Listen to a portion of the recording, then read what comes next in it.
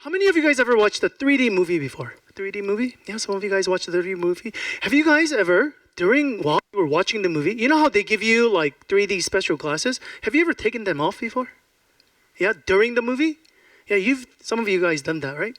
And what happens when you do that? The movie, like, it's really blurry and looks really ugly, and your head like kind of spins and things like that. Yeah? I feel like the book of Ecclesiastes is kind of like that.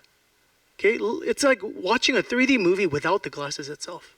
So we look at or we read the book of Ecclesiastes really, really confused. Or we get really, really sad. Or we say, why such a negative book in the Bible? Why does it say that everything is meaningless? Okay, so what I'm going to try to do in this series, but we're still going to read it together. I'm going to try to give you guys the 3D glasses, okay? So that you don't watch the 3D movie without the glasses. Does that make sense? It's going to give you a lot more clarity, and then when you actually watch it with the 3D glasses, what's going to happen? Then it explodes, and you see how awesome this is. And so that's what I'm going to try to hopefully do for you guys for a little bit before I actually get into what we're going to talk about. Okay? So one of the ways, there's a lot of different ways to look at the book of Ecclesiastes, but one of the ways, one commentator said this, and I feel like it describes it very well. He said if he could reorganize the Bible, he would put the book of Ecclesiastes right in the beginning. He says the reason why is because the book of Ecclesiastes asks you so many difficult questions about life, but it doesn't seem like it gives you a really good answer to them. So it's kind of like the pre-discussion question before you actually get into the Bible. It asks you about life. What's the meaning of life? Why is life seem so meaningless? Why is it that when people disappear, we never think about them again? Okay? It asks you very difficult questions about life. But if you just look at the book of Ecclesiastes, it's not very satisfying. So therefore, this commentator says, maybe it's just the introduction to the Bible itself. If you want to get all the good answers for these questions, then you actually read the Bible itself. Does that make sense? So if you actually start reading the book or seeing the book in the sense, hey, these questions are hard, but these are just the beginning. It's just to whet the appetite of your mind. Okay? And then to get the real answer, then you're going to go into the Bible. You're going to get some good answers. Okay? Second way to think about it is, it says here, Ellie read it for us, it says, I am the teacher. So think of a teacher. What does a great teacher do? Teacher wants to teach. He wants to teach us about life. But the way he teaches about life is by making you think. Some of us, it depends on what kind of student you are. There are some of you guys that like teachers that tell you exactly what to believe or what not to believe. So you like it very black and white. It's like, this is right. 2 is 4. That's it. And some of you guys like that. But others of you guys, I think especially as you grow up more and more, rather than giving you the answer right away, there's teachers that ask you questions over and over and over again. Why do you believe that? Okay? Do you believe this? Why? Okay, are you chasing after this? Why? Where is it going to end up? So rather than just tell you the answer, it's going to ask you questions and questions. And that's what Ecclesiastes does really, really well. Okay? But there's a positive and a negative with that. The negative is that a lot of us, because these are difficult questions, we tend to not want to think about these things. Sometimes, because we realize we don't have answers to these questions, and it makes us feel depressed.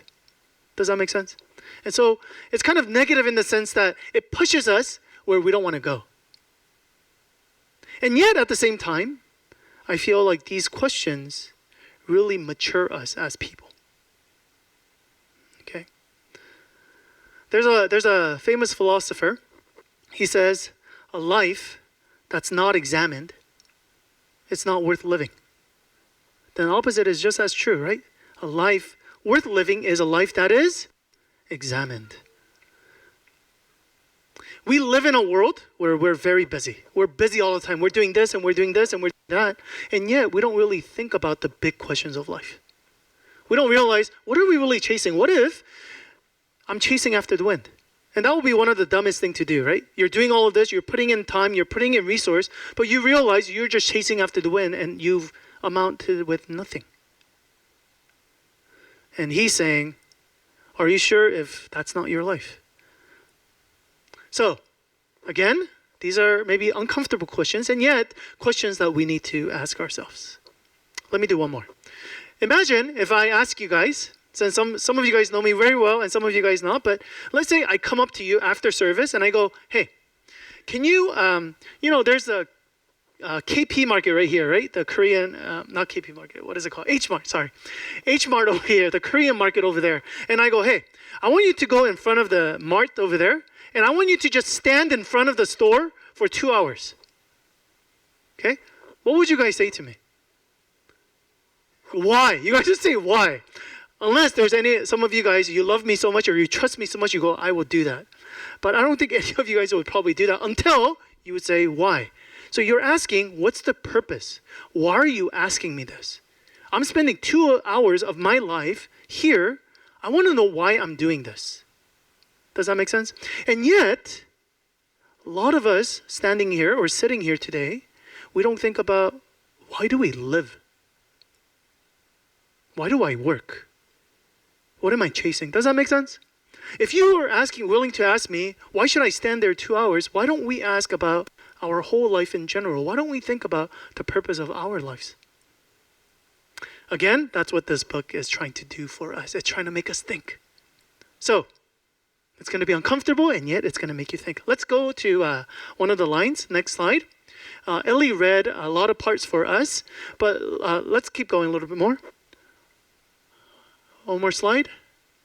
Next. Now, one of the things, actually, let's go one more. Okay, one of the phrases that he uses is this: what do people gain from all their labor at which they toil under the sun? Generations come and generations go, but the earth remains forever. So again, he's saying, I'm working all the time. I'm hustling. I'm working. And yet, what does he say? He says, what do people gain? So again, he's asking in the first chapter about the meaning of life. What's the purpose of me working and living and working? Okay? Now, I'm going to show you guys 2 different ways that modern people, two popular ways that people say, this is my gain. This is the reason why I work. This is the reason why I hustle. Or this is the reason why I'm trying to be so productive. This is the reason why I wake up in the morning. Okay? There's 2 reasons. Okay? First reason, we call it humanistic approach. And second reason, we call it hedonistic approach. I'm going to explain both to you guys. Okay? The first approach is basically, I am here on this planet. The humanistic approach is because I am here on this planet so that I can make this world a better place. I was born into this world, and I don't know exactly why I was born, but for my purpose, for my reasoning, is that I want to leave this world better than the way I arrived. And that's the humanist approach. Okay? However, Solomon, he pushes back on that. He says, that's fine. But he says this: generations come and generations go, but only the earth remains forever. Let's go to the next slide. He said, no one remembers the former generation. Even those yet to come will not be remembered by those who follow them. So, the first question is, what's the purpose of life? And the other person says, my purpose of life is so that I can make this world a better place. And now the teacher says, but no one's going to remember you. Even if you do good things, even if you make this world a better place, no one will remember you. Now, that's a very, very, very depressing thought. I talked about this like a long time ago, last year, but they say we die 3 times. Do you know when we die 3 times? It's literal death, okay? And then the second, actually, I forgot the 3 times. Okay, I just know 2, okay? But the second time is not like literally when you die, but the second time is when they don't say your name anymore. Like nobody remembers you anymore, Okay, that's like the real death. Does that make sense? And that's exactly what the author is basically saying here.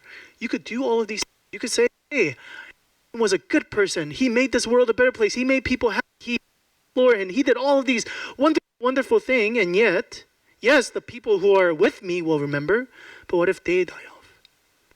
Nobody will remember. Now, I know some of you guys are thinking, well, but there's people like back in the time, like George Washington. We know George Washington. Steve Jobs, inventor of smartphone, well, iPhone. People are going to remember him forever. And that's true to a certain degree. But that's only 1%. You have to literally become 1%, maybe 0.0001% of humanity for your name to be remembered. And most of us, sadly, I'm not saying you guys are not important, but we're not in that percentage. And maybe some of you guys are trying to get into that percentage. But again, his point is you can do all of these things. You can do, and yet in the end, people will not. Okay? That's a very depressing thought. Again, that's why when people read the book of Ecclesiastes, they goes, okay, I'm done with this book.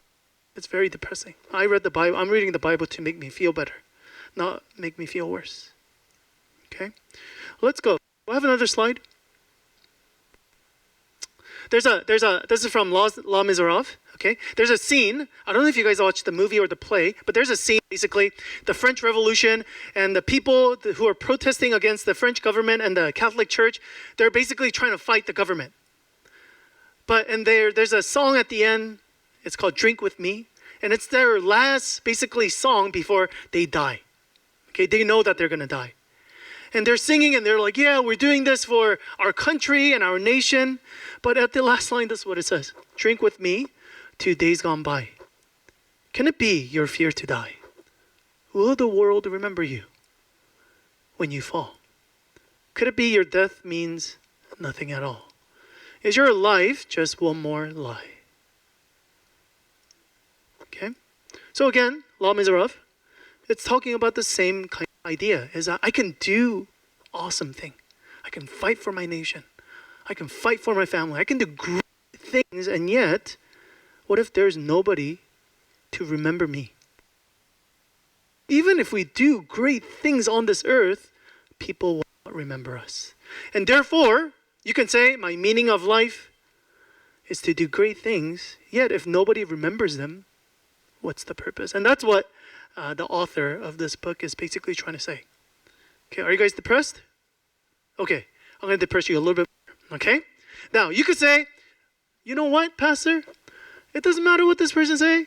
I'm just going to still do the good thing. And it's even if other people don't remember me, the fact that I on this earth, remember it, that's good enough. And maybe I'll become that 1%. And maybe even if they don't remember me, I know that my children, because of what I did, my children had a better life, or my family or my friends had a better life. That's all that matters. Okay? However, again, Solomon, or the author of this book, doesn't give us that. Next slide for me. Do I have one more? Oh, no, I don't. Okay, go back. He basically says, he uses this phrase. I don't know if you guys heard when Ellie was saying, but in this book, the phrase you're going to see a lot is under the sun. Under the sun. Life on this earth, it's meaningless under the sun. Okay, what is under the sun meaning? Right? Under the sun meaning no heaven, no God, right? So it's painting you a world where, okay, let's suppose there is no God. Let's suppose there is no supernatural, and all we have is just the natural world. Okay? So this is what we call, and that's the generation we live in. Okay? All the media, most of the media we're consuming, this is the world we live in. Okay? If you go outside and say, I believe in God, people are kind of like, oh, that's kind of weird. Okay?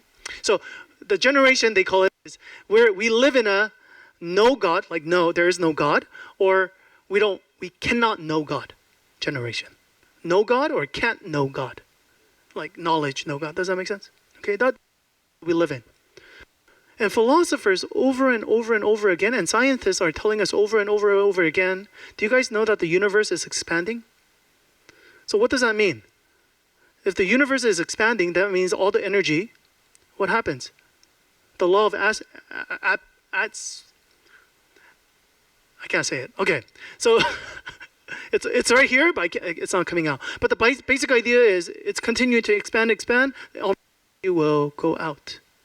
That means one day, the universe that we live in will burn up. And all the resources that we have, it will burn up as well. And that's why Elon Musk is trying so hard to get to Mars, right? Because it knows that resources run out, we're all gonna die. Okay, but eventually, even if we get to Mars, if our universe that we know, at least the solar system, it's dying out. So basically, what it's saying, okay, what the bleak future that science us is that even if we do good things for this world, and if they don't remember us, and yet we affect this world, in the end, what's going to happen? Everything's going to burn up and everything's going to die anyways. So, this is what science basically tells us. Billions of years of nothingness. And then, by chance, humanity, boop, came out. And then, after we disappear, billions of years. And so literally, billions years of nothingness. And we're just a little tiny dot on the radar. And then we will disappear. And so again, the author of the book is saying, under the sun, life is meaningless. Okay, let me give you an example of this.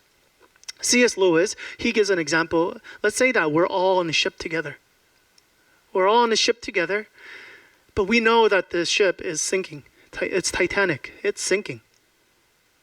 Okay, so it doesn't matter, okay, whether on that last 5 minutes before you sink, doesn't matter whether you're a hugger, as in you're doing good things, or you're a mugger. Okay, doesn't matter whether you're hugging somebody as the ship is going down, or you're mugging someone. Doesn't matter. Again, it doesn't, because you're going down. And again, that's what Solomon is trying to tell us. Depressing? Very depressing. Okay, but he says, there's something else though. There's another meaning. Okay, so the first one is humanistic. I'm going to make this world a better place. And this, Solomon says, no, not good enough. It doesn't last. He addresses another set of people. He says, and this is what we call hedonist, which is, I'm going to satisfy every single desire, the senses of my heart. If there's food I want to eat, I'm going to devour it. If there's places I need to go, I'm going to see all the different places. If I love music, I'm going to listen to all types of music. And this is not just necessarily just like, party and go crazy, but even good things. Romance, relationship, family. I'm just going to enjoy the sensory things. Because I know, if I think logically, that this is going to end. So, since it's going to end anyways, I'm going to enjoy as much as possible. We're going to talk about this a little bit more next week, but I'm going to give you just a glimpse of it. And this is what he says, though. But this is what he says. All things are wearisome. We're going to see how far this guy goes. He went all out on the sensory thing. He says, all the desires of my heart, I'm going to try to fulfill it as much as I can. And yet, he says here, all things are wearisome. More than one can say. The eye never has enough of seeing. No matter how much, I'm still not satisfied. Nor the ear, it's full of hearing. So no matter how much music, how much good news I hear, it's never enough. So he tells us, even the good things, the sensory things, the things that we desire, happiness, joy, gladness, all of these things, even those things, in the end, it becomes wearisome. There's a quote, next slide. One more. He says, G.K. Chesterton, he says this, meaninglessness does not come from being weary of pain. And next week, I'm going to explain this a lot more, but I'm just going to at least give you the phrase. Real meaninglessness comes from being weary of pleasure. Okay? So yes, is there some pain in being poor? Is there some pain in being in pain? Yes, absolutely. And meaninglessness comes. But he says, The ultimate meaninglessness comes when you have tasted everything, when you have achieved your dreams, when everything in your heart says, eat this, do this, date this girl, date that guy, marry this kind of person, buy this kind of stuff, and yet at the end of that, you're still not full. That is true meaninglessness.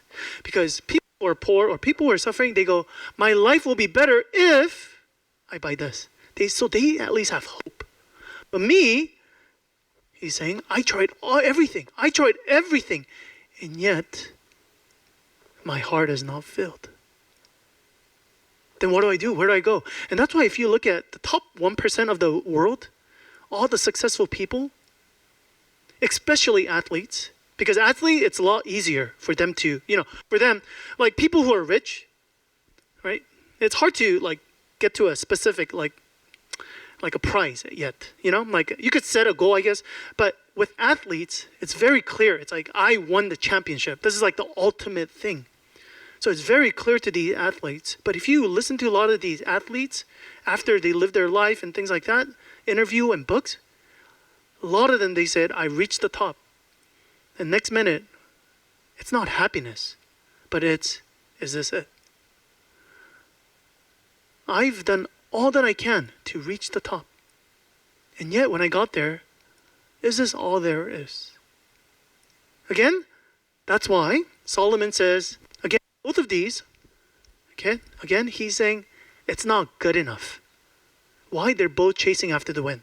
This, again, the first one, I'm going to do wonderful things, but people are not going to remember you. This earth is not even going to last. Second, I'm going to fulfill all of my desires. And yet, you're still not satisfied. Lysia was telling us yesterday how she just went to Europe or Middle East. Middle East probably better, right? Yeah, like Greece and Italy and like Turkey. Does that sound awesome? You guys are like, yeah, I want to be there, right? But she was telling me how like all her people, like they're watching like beautiful sea and stuff like that. All of them are gathered together. Like, if you come here during the springtime, it's better. Or if you go to another sea, it's better. So again, this is the human psyche. This is like where we want to be. But once we get there, what happens? We're thinking of the next place that we got to go. And that's why Solomon's saying this is wearisome. You follow your heart, it's not going to last. It's not going to go anywhere. So again, but this is how like the book basically ends. Okay, it gives you a bunch of different questions, and that's why I say this book is really confusing. But again, if you look at this as just the introduction of the Bible, okay, then we actually can go to the Bible and get an answer. Next verse. In the beginning was the Word, and the Word was with God, and the Word was God. Now, many of you guys read this and you go, doesn't really mean much. However, if you understand the Greek word for the word, okay, it means logos. Okay, so in the beginning was logos. That means the purpose or meaning. So in the beginning was the meaning of life. Do you know that the Greek philosophers, by the time that Jesus came, all the Greek philosophers were thinkers. And it's passed down even to us, even now today. We're very, very impacted by Greek philosophy. But the Greek philosophers, basically they said, there's got to be meaning in life. There's got to be meaning. I'm going to give you an example of this. If I came up to you guys and said, this is the worst invention ever, okay? And you guys say, why? And I say, you know what? I needed to hang a frame on my wall, and I was using this to nail the thing, okay? I was banging it, and it wasn't working really well. This is the worst invention. This is the worst hammer in the world. Okay, what would you guys say? You guys would say, well, dummy, this is not a hammer. Okay, this reason why somebody made this was not for you to nail something. Does that make sense? Okay, so, and that was the point of logos. That was the point of logos, is trying to figure out what is the purpose of a thing. If you do not know a purpose of a thing, then you will always use it in a wrong way. Just like how I use a phone to nail a frame, That would be the worst thing I could do. Why? Because it was not made for that. And so Greek philosophers realize so many people are suffering in this world because we don't know the meaning of our lives. And whenever we don't live according to anything, it does not just human beings, but anything. If you do not use things or people, or let's use things, I'm using the word use. So use things, how it was made, then what's going to happen? It's going to always break down. And Greek philosophers basically said, we're breaking down as human society. We're breaking down as humans because we don't know the reason why we were made. And so by the time Jesus came, the Greek philosophers didn't know what to do because they knew logos. This is a very important thing. We need to know the meaning of life. And yet they said we can't find anything. It's not satisfying. Then John comes and he says, in the beginning was the meaning of life. You see why he introduces to us like this? And the meaning of life was with God. And the meaning of God was God himself. Okay? So, this is one of the things that we have to understand. Okay? Is that the Bible actually wants to give us, and every one of us, actual meaning for life. God actually wants us to know why he created us. And once we understand why he created us, then we're not going to be breaking down. We're going to be living according to his plan. Because why? He designed it that way. So if I go to the person who made this and I said, why did you make this? Then I'm going to understand how to use this instead of using it as a hammer. And same thing in our lives as well. A lot of us, we don't know the meaning of life, or we think we know the meaning of life, and we're breaking down. Just like where all of us are iPhones using it as a hammer. And God's trying to tell us, no, the meaning of life is actually me. This is really, really important concept because some of us, we think God is just a philosophical concept, or if I just believe in this thing, then that's it. But what does it say? It says the meaning of life is not just the thing that you receive, but it is a person. So that means if you want to have the meaning of life, you have to get to know a person and have a relationship with a person. This was one of my biggest, I think, difficulty in Christianity personally for me. I think I became a Christian, or I was always born Christian, but I feel like I really came to Christianity and really started to hold on to it because I saw the meaningless of life. Okay, and I said, only God could give me meaning of life. But my de facto mode is always just seeing it as a concept, but forgetting that God actually wants to have a relationship with me. That this is not just the intellectual assent, like, okay, God exists, okay, therefore I just immediately have meaning. No, it's not that. Go to the next slide for me. It continues on and he says, the word, the meaning of life, became flesh and made his dwelling among us. So again, meaning of life is not just a concept. A lot of you guys who grew up in the church or SDA or Christianity, I think for a lot of us, it's just in the head. Yes, I believe, but in our action, it doesn't get anywhere. Because why? Because we're not realizing that God is not wanting to just give us meaning of life. He is the meaning of life. So that means we really need to get to know him, walk with him, and spend time with him. And that's a very difficult thing. And that's why my struggle is all the time trying to understand this is not just a concept, but I have to get to know a person. And if I get to know a person, then within that relationship, I will also have meaning of life as well. So what's the meaning of life? It's to know God and to be loved by God. Then, now, bringing everything together and not under the sun, but if you're walking with God, do great things. You can help, you want to make this world a better place, do it. Why? Because it has eternal implications. It doesn't just end here. The world doesn't end here. God is eternal. So that means the people that you talk to, the people's life you make better, the people sitting next to you, you're going to see them billions of years from now on. There's an eternal difference that you're making. The differences you make here makes eternal difference. And also the desires that we have. To realize that the desires is not meaning of life, it's God. So God is the one who gave us these appetites. It's okay that we have these good appetites. But we have to realize, and I'm going to talk about it a lot more next week, but these cannot become the ultimate things. But they're just gifts that God has given to us. So again, that means the life that we're living, it can be meaningful. Why? Because it has eternal implications. The things that we enjoy in life, the laughter we could have, the hugging of family, and the love that you feel towards people, and the meaning that you have, these are all real, true emotions that we do have. And yet, it is lacking because we're not home with God yet. So it points us to God. The longing, that hunger that we do have, it's never enough. Rather than saying, oh, forget it. Rather, it points us to God. Knowing that He's going to fulfill everything that our eyes are longing for, that our hearts are actually longing for as well.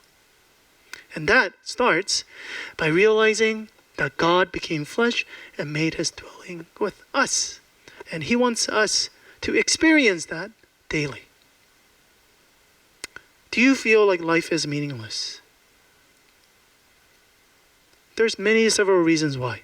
Maybe some of you guys, you feel like you're making a difference, but you don't feel like you'll be remembered or you're not being acknowledged. Some of you, you're chasing after all of these desires and it's never filling enough.